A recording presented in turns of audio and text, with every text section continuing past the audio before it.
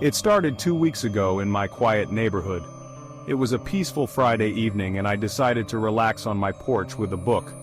The sun dipped below the horizon, casting long shadows across the street. That's when I noticed it.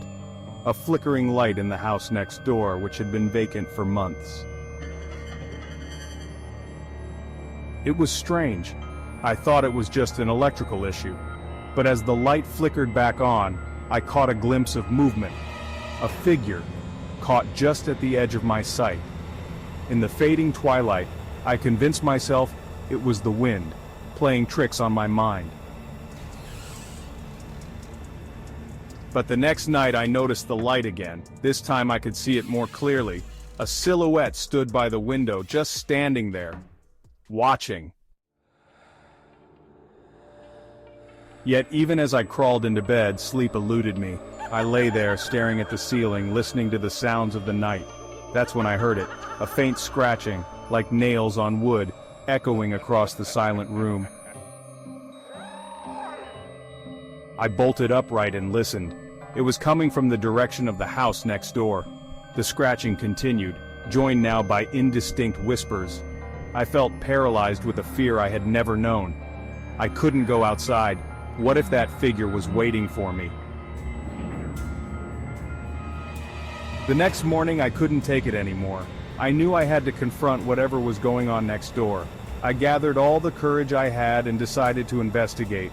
I walked over to the house, the once familiar space now a haunting shell of cracked paint and overgrown weeds.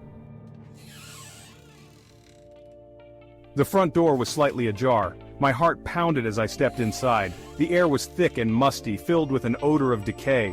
I called out, "Hello?"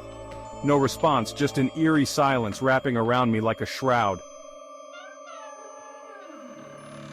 As I explored the dimly lit rooms, I came across torn photographs scattered everywhere. I bent down to pick one up. It was a family, smiling and happy.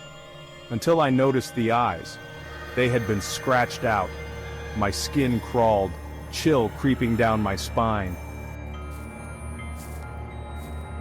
I turned to leave but stopped dead in my tracks. Out of the corner of my eye I saw it, a figure standing at the end of the hallway. My blood froze, my breath hitching in my throat.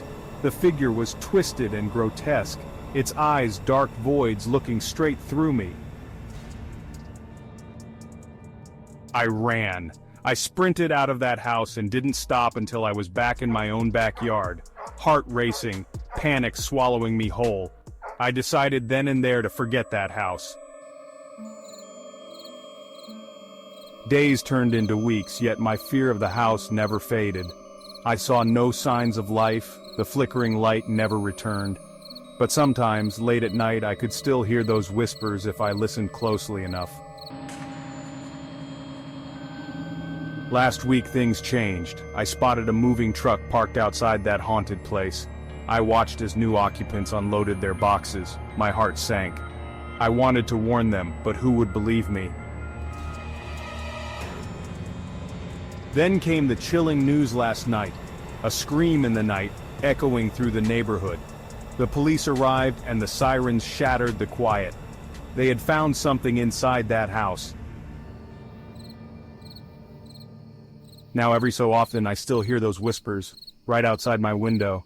Every time I close my eyes I wonder, what happened to them?